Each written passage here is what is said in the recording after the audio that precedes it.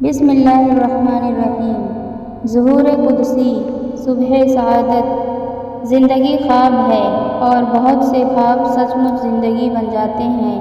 ہر کسی کو ایسے سچے خواب دکھائی نہیں دیتے۔ بہت سے لوگ خوابوں کو تصورات کی افسانہ طرازی اور اوہام کی بتگری بتاتے ہیں، لیکن اپنی اپنی وسعت فکر و خیال اور دل و نگاہ کی پاکیزگی کی بات ہے۔ بعض خواب اوہام کی شیشہ گری سے بلند ہوتے ہیں۔ حال و مستقبل کے برزخ کی اس طرح مثالی سیر کرائی ہے کہ آنے والے واقعات کا عکس آئینہ ادراک پر پڑنے لگتا ہے۔ یہ خواب دوسروں کی بیداری سے زیادہ سچے کارآمد بلکہ مقدس ہوتے ہیں۔ اس دنیا میں بہت سے ایسے بھی ہیں جو جاگتے ہیں مگر ان کے دل سوتے رہتے ہیں۔ نفس و آفاق کی نشانی میں بھی انہیں ہدایت کا کوئی اشارہ نہیں ملتا۔ ماضی اور حال کے واقعات کی رصدگاہ سے مستقبل کی ایک پرچھائی بھی ان کو نظر نہیں آتی۔ ساری زندگی بے خبری میں گزر جاتی ہے، مگر کچھ سعید روحیں عالم خواب میں بھی بیداری کی نعمتوں سے بہرہ مند ہوتی ہیں اور مستقبل ان کے سامنے آپ ہی آپ آ کھڑا ہوتا ہے۔ آمنہ کو خواب نظر آنے لگے، نہایت ہی عجیب و مبارک خواب۔ کبھی ایک ہی بی بی آمنہ کا جسم خاکی ایک بارگی آئینہ کی طرح جھلکنے لگا اور روئیں روئیں سے سر و شعاعیں نکلنے لگیں۔ کبھی کانوں نے سنا کہ بہشت کی حوریں، آسمان کے فرشتے اور مقدس روحیں مبارکباد دے رہی ہیں۔ کبھی سوتے میں ایسا محسوس کیا کہ وہ اپنے نورانی اور شفاف جسم کے ساتھ بلندی پر ہے۔ اونچے سے اونچے پہاڑ پست نظر آتے ہیں، آمنہ کے تلوے ستاروں کو چھو رہے ہیں اور چاروں طرف تہنیت و تبریک کے زمرے چھڑے ہیں۔ دستور کے مطابق قبیلہ کی عورتیں آمنہ کی مزاج پرسی کے لیے آتیں تو انہیں کچھ ایسا نظر آتا جیسے بام کعبہ سے لے کر عبداللہ کے گھر تک نور کا شامیانہ تنا ہوا ہے، جسے کافوری شمعوں سے زیادہ اجلے اور روشن ہاتھ تھامے ہوئے ہیں۔ گھروں میں چرچے ہونے لگے کہ آمنہ پر آسمان کی نورانی دیویاں بہت مہربان ہیں۔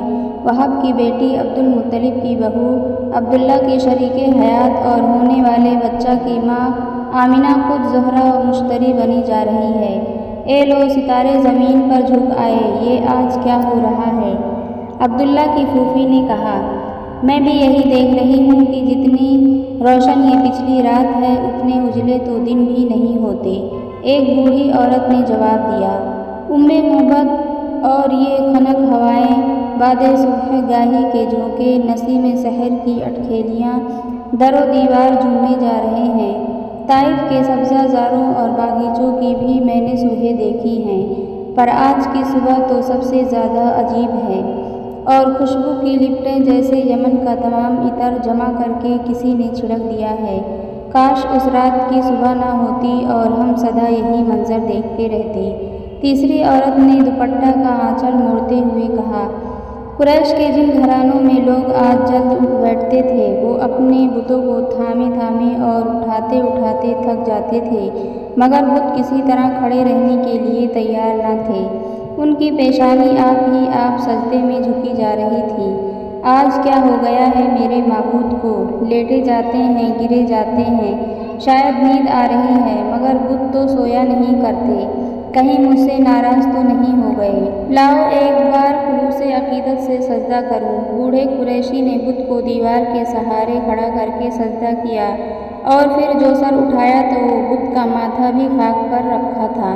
اتنے میں ایک عورت دوڑتی ہوئی آئی اور بوڑھے کا ہاتھ تھام کر بولی، میرے ساتھ چل کر دیکھو، فریسہ کا معبود، زحیر کا حاجت روا، قبیس کا بت اور خود میرا خدا سب کے سب خاک پر پیشانی کے بل گر پڑے ہیں۔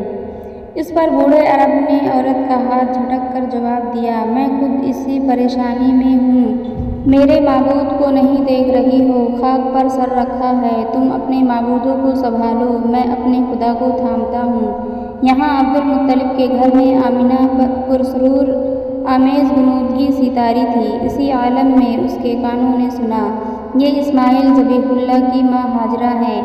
آواز تھوڑی دیر کے لیے رک گئی اور وقفہ کے بعد زیادہ شیریں لہجہ میں کسی نے کہا، ام احمد، دعائے ابراہیم مبارک۔ آمینہ یہ عیسیٰ روح اللہ کی ماں مریم ہیں، کنواری مریم، شہر جلیل کے مبلغ کی والدہ محترمہ۔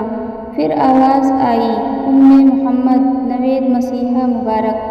ابھی دن رات ملے جلے تھے، اس لیے کہ دونوں کی تقدیروں کو ایک ساتھ چمکنا تھا۔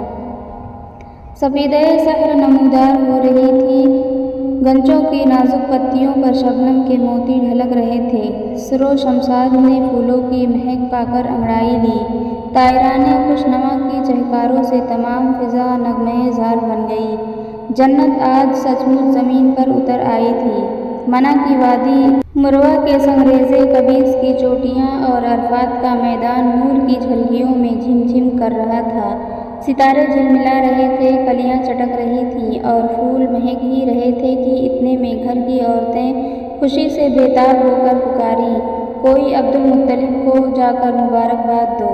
عبد المطلب اس مژدہ کو سنتے ہی تیزی کے ساتھ آئے، خوشی کے مارے پاؤں بہکے بہکے سے پڑ رہے تھے۔ عبد المطلب کے رخساروں کی جھریوں میں مسرت جھلمل کر رہی تھی۔ آمینہ نے فرط غیرت سے چادر منہ پر ڈال لی۔ عبد المطلب نے پوتے کو دیکھا، پیشانی کو چوما، ان کی آنکھوں میں بجلی سی چمک رہی تھی۔ سید القریش، اتنا نورانی چہرہ آپ نے آج تک نہ دیکھا ہوگا، عورتوں نے یک زبان ہو کر کہا۔ لا ریب، نہ صرف میں نے، شاید دنیا میں کسی آنکھ نے ایسے جلوے نہ دیکھے ہوں گے۔ چاند، سورج، کہکشاں، قوس قزح، پھول، غنچے، حیران ہوں کہ کس چیز سے اس نونہال کے چہرہ کو تشبیہ دوں۔ اس کے حسن و جمال کے سامنے تو یہ سب پھیکے اور بے رنگ ہیں، اور یہ باتیں مجھ سے محبت نہیں کہلوا رہی ہے، یہ حقیقت ہے جو عبد المطلب کی زبان سے آپ ہی آپ بول رہی ہے۔ عبد المطلب کے جواب پر عورتوں میں باہم سرگوشیاں ہونے لگیں، جیسے کوئی اپنے دل کی بات کہنا بھی چاہے اور کسی سبب سے کھل کر نہ کہہ سکے۔ کیا سرگوشیاں ہو رہی ہیں؟ اچھا، گیت گانا چاہتی ہو؟ میں چلا جاؤں؟ مجھ بوڑھے کے سامنے دف بجاتے ہوئے شرم آتی ہوگی۔ عبد المطلب کے کہنے پر عورتیں بولیں، یا ابا عبداللہ، رات ہم نے اپنی آنکھوں سے جو کیفیت دیکھی ہے، اگر کسی کے سامنے بیان کرے تو لوگ کہیں گے کہ یہ عورتیں دیوانی ہو گئی ہیں، کسی نے ان پر جادو کر دیا ہے، ان کے دماغ میں خلل آ گیا ہے۔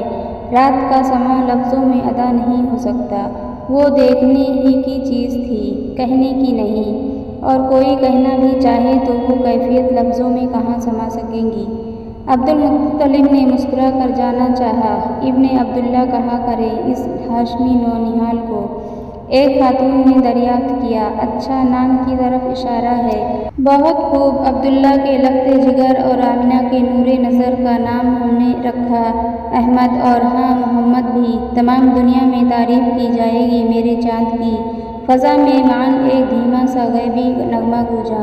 زمینوں میں ہی نہیں، آسمانوں میں بھی اس کی حمد و ثنا کے نغمے بلند ہوں گے۔